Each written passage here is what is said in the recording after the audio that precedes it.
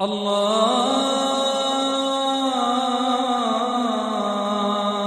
أكبر. أعوذ بالله من الشيطان الرجيم. بسم الله الرحمن الرحيم. واتل عليهم نبأ نوح إذ قال لقومه يا قوم إن كان كبر عليكم مقامي وتذكيري بآيات الله فعلى الله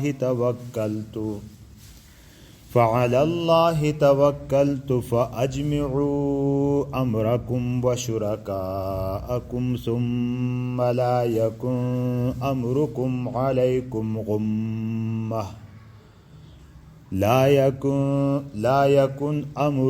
عليكم غمة ثم اقضوا إلي ولا تنظرون فإن توليتم فما سألتكم من أجر إن أجري إلا على الله وأمرت أن أكون من المسلمين فكذبوه فنجيناه ومن معه في الفلك وجعلناهم خلائف وأغرقنا الذين كذبوا بآياتنا فانظر كيف كان عاقبة المنذرين.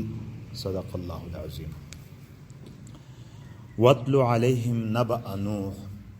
تلا یتلو، تتلو سے امر کا صیغہ وتلو، اور تلاوت کرو. تلاوت کرنا، پڑھ کے سنانا، بتانا. وتل علیہم، اور ان کو سناؤ نبأ نوح. نبأ انباء کی جمع ہے. انباء اس کی جمع خبر کو کہتے ہیں. الانباء آتا ہے خبریں. نبأ نوح، نوح کی. اور ان کو نوح کا حال سناؤ. گویا کہ انہوں نے عناداً دشمنی کر کے بغض میں آپ کا انکار کیا، تو ان کو ذرا بتاؤ کہ جو اللہ کا نبی ہوتا ہے، جو داعی ہوتا ہے، آپ کی ان مخالفتوں سے نہ ڈرتا ہے نہ پیچھے ہٹتا ہے. ان کو ذرا بتاؤ. نوح علیہ السلام کا واقعہ سناؤ. وہ کیا ہے؟ اذ قال لقومہ. اس، جب، یہ اس ظرف کے لیے آتا ہے. جب شروع میں آ جائے تو اس کا مطلب ہے کہ یاد کرو اس وقت کو، یاد رکھو اس وقت کو. اذ قال، جب کہا، لقومہ، اپنی قوم سے. نوح علیہ السلام نے اپنی قوم سے کہا. کیا کہا؟ یا قومی، اے میری قوم. ان کان کبرا، اگر ہے آپ کبرا، اے شقا، اگر آپ کو عظمہ، بڑا لگا، بھاری لگا، تکلیف دہ لگ رہا ہے. کبرا یکبرو کے معنی ہے تکلیف دہ ہونا، بھاری ہونا. اگر آپ کو بھاری لگا ہے، کیا چیز بھاری لگی ہے؟ مقامی، میرا قیام، میرا وجود، میرا ہونا. اگر میرا وجود آپ کو بھاری لگ رہا ہے، یعنی میرا قیام آپ کے درمیان، میرا رہنا آپ کے درمیان آپ کو بھاری لگ رہا ہے.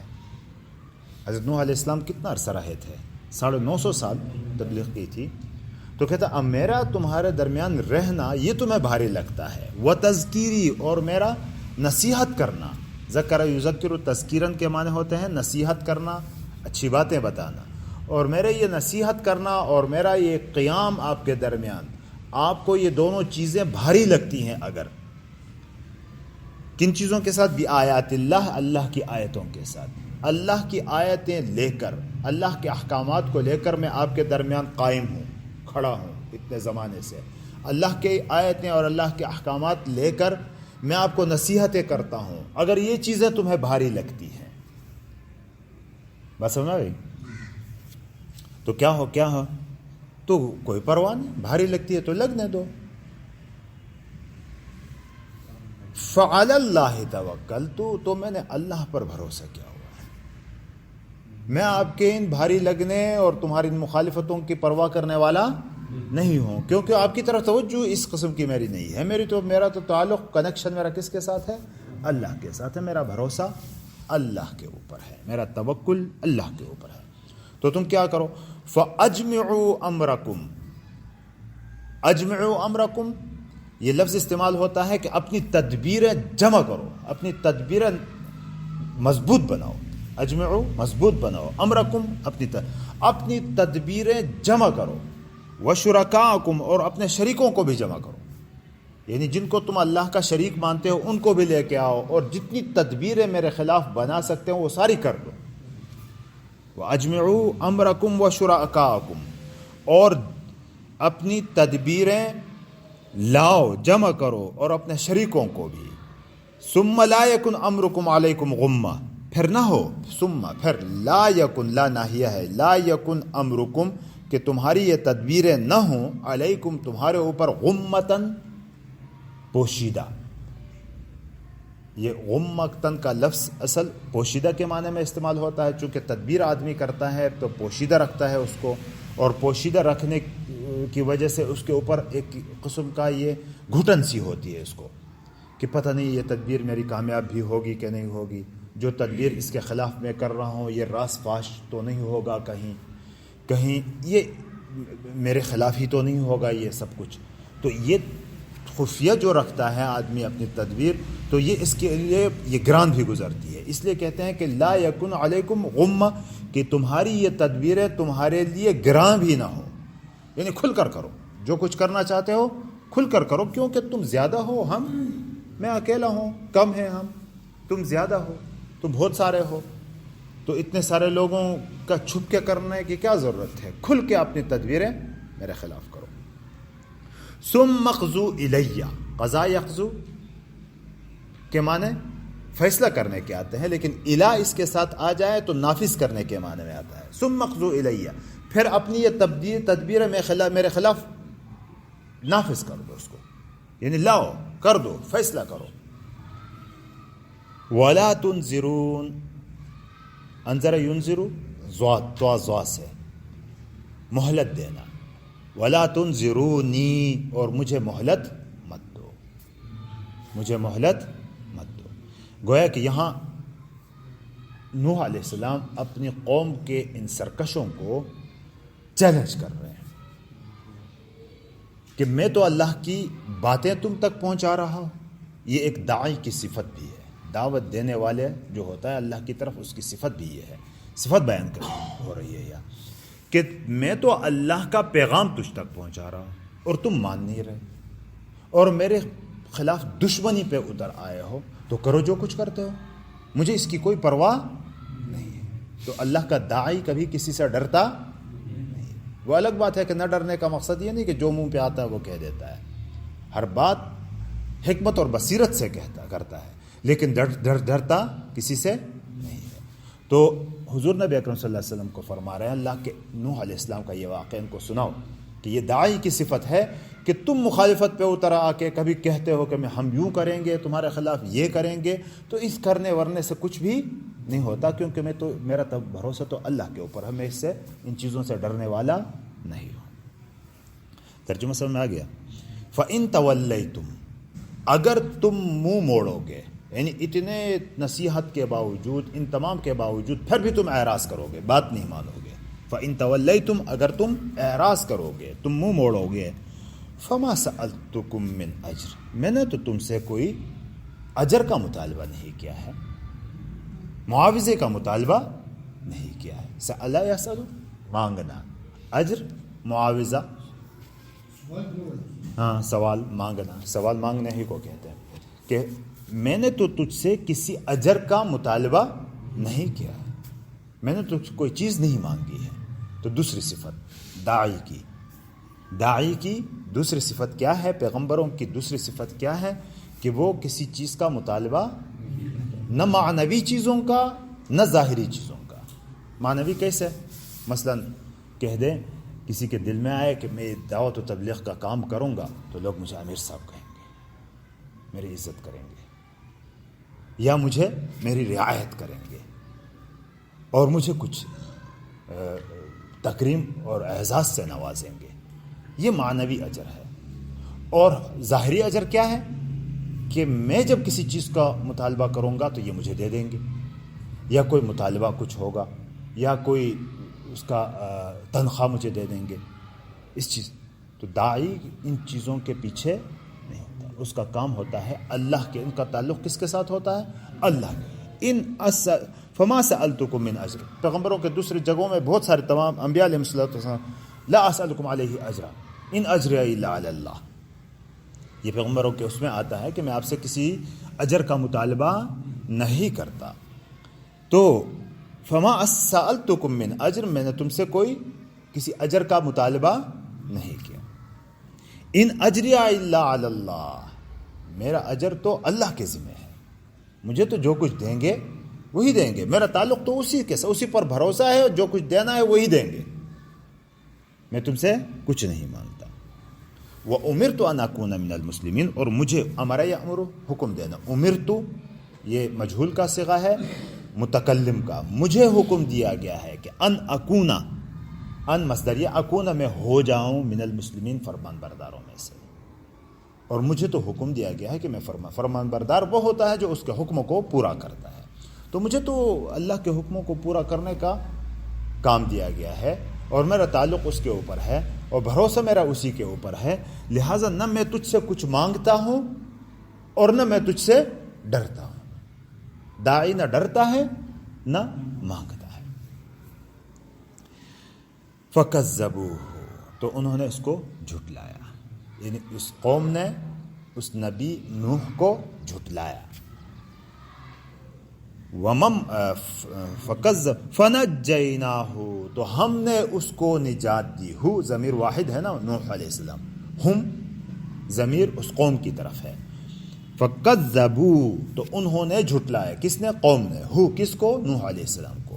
فَنَجَّيْنَاهُ، نجی ہم نے اس کو نجات دی، ہم نے اس کو بچایا، نجات دی. وَمَن مَّعَهُ، اور ان کو بھی جو اس کے ساتھ تھے، جو نوح علیہ السلام کے ساتھ تھے ان کو بھی بچایا. نوح علیہ السلام کے ساتھ تو وَمَا آمَنَ مَعَهُ إِلَّا قَلِيلٌ، ایسا آتا ہے نا قرآن میں کہ اس کے اوپر بہت تھوڑے ہی لوگوں نے ایمان لائے. 950 سال کی محنت میں بہت کم ہی لوگ ایمان لائے، باقی تو سرکشی پر اڑے ہوئے تھے. تو جو ایمان لائے ان کو اور نوح علیہ السلام کو ہم نے نجات دی. فی الفلک کی کشتی میں، سفینہ فل یہ دونوں کشتی کے معنی میں استعمال. کشتی میں ہم نے ان کو نجات دی. کتنے تھے؟ تقریباً کچھ روایت میں 80-82 لوگ آتے ہیں کہ اتنے لوگ ایمان لے آئے تھے. ان کو اللہ نے بچایا کشتی نوح میں، اور باقی کو کیا کر دیا؟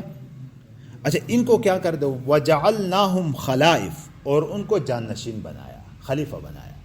یعنی زمین کو ان کے اوپر آباد کر دیا، باقی کو ختم کر دیا، خلائف جانشین بنا دیا. وَأَغْرَقْنَا الَّذِينَ كَذَّبُوا بِآيَاتِنَا، اور ڈبو دیا ان لوگوں کو جنہوں نے ہماری آیتوں کو جھٹلایا. کذبوا، جھٹلایا، بِآیاتِنَا، ہماری آیتوں کو، ہمارے احکامات کو جس نے جھٹلایا ان کو ہم نے غرق کر دیا، ڈبو دیا. فانظر کیف کان عاقبۃ المنذرین، بس دیکھو کیف کان عاقبہ، کیسا انجام رہا، المنذرین، ڈرائے ہوئے لوگوں کا. منذر ڈرانے والا، منذر مفعول کا صیغہ ہے جس کو ڈرایا جائے، منذرین اس کی جمع ہے. یعنی منذر پیغمبر ہوتا ہے، منذر اس کی قوم ہوتی ہے. تو ڈرانا تو ایک ڈرانے میں بھی خوف کا معنی ہوتا ہے، ایک انذار ہوتا ہے. اس میں تھوڑا سا فرق بھی ہے کہ یہ انذار جو ہوتا ہے شفقت کے ساتھ کسی کو کسی مصیبت سے ڈرانا. یہ کسی خوف اس قسم کا ہوتا، ہر قسم کا ہوتا، عام ہے. خوف جو ہوتا ہے وہ کسی درندے سے ڈرانا یا ڈنڈے سے ڈرانا، تو اس قسم کا یہ خوف نہیں. یہ منذر جو انبیاء ہوتے ہیں وہ شفقت اور رحمت کے ساتھ اپنی قوم کو مصیبت آنے والی مصیبتوں سے ڈراتے ہیں، اس لیے ان کو منذر. تو جن کو ڈرایا گیا ان کا انجام کیسا رہا وہ دیکھو ذرا، بس تم دیکھو کیسا رہا، کانا عاقبہ، کیسا رہا انجام، عاقبۃ انجام، المنذرین ڈرائے ہوئے لوگوں کا، ان ڈرائے ہوئوں کا جن کو، یعنی مطلب ان کو ایسے ہی غرق نہیں کیا، پہلے ان کو بتایا گیا، ڈرایا گیا ان کو سمجھایا گیا، اللہ کی نصیحتیں کر دی گئی، ان کو آیتیں سنائی گئی ان کو، لیکن اس کے باوجود یہ منذر تو تھے لیکن ڈرے نہیں، مخالفت پہ اتر آئے، تو انجام ان کا کیا ہوا اب دیکھو ان کو۔ بس تو یہ ہے اصل میں اس میں کیا ہے، داعیوں کے، تبلیغیوں کے صفات ہیں کہ تبلیغی حضرات کسی کی مخالفت سے، کسی کے روب دبدبے سے کبھی بھی نہیں ڈراتے۔ یہی تو صحابہ کی صفتیں تھیں نا، روم کے بادشاہ کے پاس جاتے ہیں تو وہ اس زمانے کے جو ہم کیا کہتے ہیں اس کو، پہتاوے جو باندھے ہوئے ہوتے تھے، ہاں اردو میں پتہ ہے اس کے لیے کیا استعمال ہوتا ہے لفظ، کہ وہ باندھ کے جا رہے ہیں، وہ بھی نہیں اتار رہے ہیں، قالینوں پر چڑھ کے اوپر جا رہے ہیں، اور وہاں جا کے کوئی پرواہ نہیں، دعوت دے رہے ہیں بس، دوسرے لوگ سجدہ کر رہے ہیں اور وہ جا کے اللہ کا پیغام پہنچا رہے ہیں، وہ ڈرتے نہیں کسی سے، داعی کسی سے ڈرتا نہیں ہے، اور کسی کے بڑے بنگلے محلے میں جاتا ہے وہاں بھی اس کے اوپر کوئی روب دبا، حالانکہ خود ایک چھپر کے نیچے رہتا ہو، خود غریب ہو، لیکن ان چیزوں سے بھی ڈرتا، خوف نہیں آتا، اس کے اوپر روب دبدبے کا کوئی اثر اس لیے نہیں ہوتا ہے کہ میرا وہ چھپر جس کے نیچے میں رہتا ہوں وہ بھی مٹی کا بنا ہے، یہ بھی مٹی کا بنا ہوا ہے، وہ بھی مٹی بن جائے گا، یہ بھی مٹی بن جائے گا، وہ بھی عارضی ہے، یہ بھی عارضی ہے۔ لوگ دھوکے میں پڑے ہوئے ہیں، بنگلوں کو دیکھ کر پھر روب اور دبدبے میں آ جاتے ہیں۔ تو اللہ کا داعی کبھی بھی ان چیزوں سے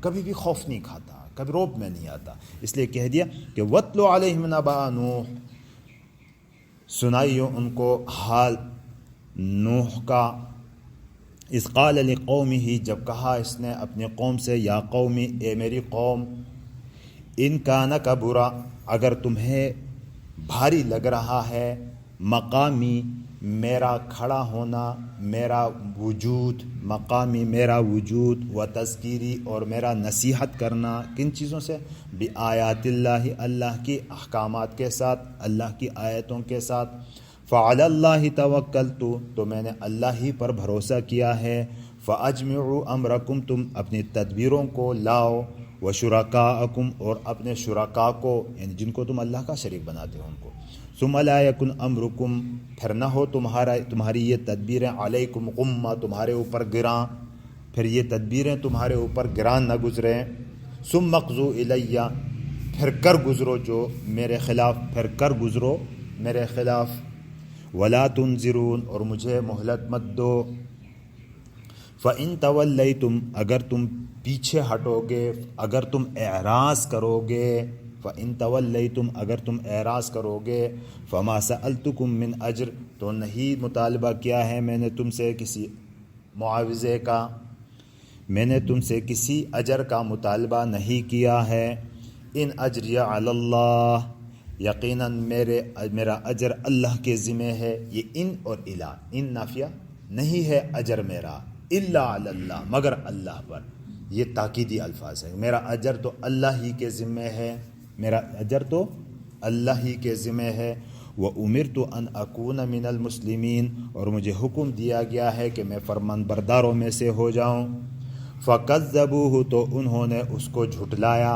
یعنی اس قوم نے نوح کو جھٹلایا، فَنَجَّيْنَاهُ، تو ہم نے اس کو نجات دی، کس کو، نوح علیہ السلام کو، وَمَن مَّعَهُ، اور ان کو بھی جو اس کے ساتھ تھے، کس کے ساتھ، نوح علیہ السلام کے ساتھ، فی الفلک، کشتی میں، وجعلناہم، اور ہم نے ان کو بنایا، خلائف، جانشین، خلیفہ، پیچھے آباد ہونے والے، وَأَغْرَقْنَا الَّذِينَ كَذَّبُوا، اور ہم نے ڈبو دیا ان لوگوں کو جنہوں نے جھٹلایا، بِآیاتنا، ہماری آیتوں کو، ہمارے احکام کو، فانظر کیف کان عاقبۃ المنذرین، بس دیکھو تو کیا رہا انجام ڈرائے ہوئوں کا،